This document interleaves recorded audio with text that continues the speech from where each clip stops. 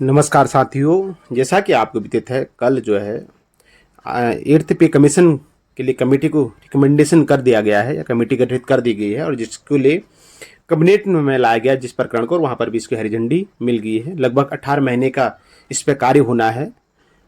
उससे पहले हम आज तक के जो वेतन आयोग थे वो किस किस प्रकार उन पर कार्य किया गया है, इस पर थोड़ा सा चर्चा करते हैं।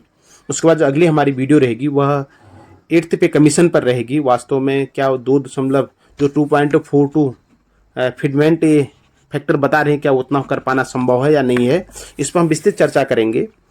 तो पहला जो पे कमीशन माना जाता है वह 1947 में आया, जिसे लागू किया गया 1947 में, और जिसमें न्यूनतम वेतनमान 55 रुपये और अधिकतम वेतनमान 2000 था।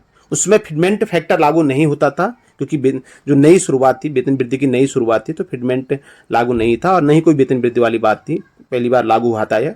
दूसरा, फिर उसके 3 साल बाद 1960 में एक फिर वेतन आयोग लाया गया दूसरा, जिसमें न्यूनतम वेतन 80 और अधिकतम 3000 है, और इसमें भी फिटमेंट फैक्टर लागू नहीं था। लेकिन माना जाता है कि इसमें 14.2% जो है सैलरी इंक्रीज हुई थी।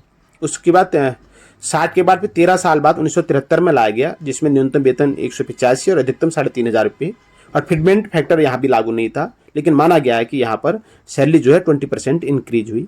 उसके बाद अगला जो चौथा पे कमीशन आया था 1986 में, जिसमें न्यूनतम वेतन 750 रुपये और अधिकतम 8000 रुपये था, और फिटमेंट फैक्टर पहली बार फिटमेंट फैक्टर चौथे पे कमीशन से आया, और जिसमें 2.20 का फिटमेंट फैक्टर लागू किया गया, और करीब 27.6% जो है इसमें वेतन वृद्धि इंक्रीज हुई थी।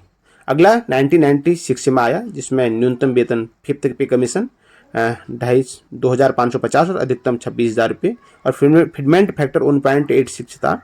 और माना जाता है कि यह सबसे ज़्यादा इंक्रीज पाँचवें पे कमीशन तक 31% यहाँ पर वेतन इंक्रीज हुआ था। और जो आज तक का सबसे महत्वपूर्ण पे कमीशन माना जाता है वह 2006 वाला माना जाता है, जिसमें न्यूनतम वेतन 7000 रुपये और अधिकतम वेतन 80,000 रुपये लाया गया। फिटमेंट फैक्टर यहाँ भी 1.86 था।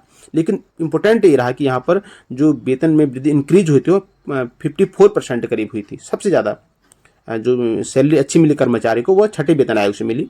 फिर 7वां वेतन आयोग लाया गया, जिसमें फिटमेंट फैक्टर 2.57 रखा गया, और न्यूनतम वेतन 18,000 और अधिकतम 2.5 लाख रुपये।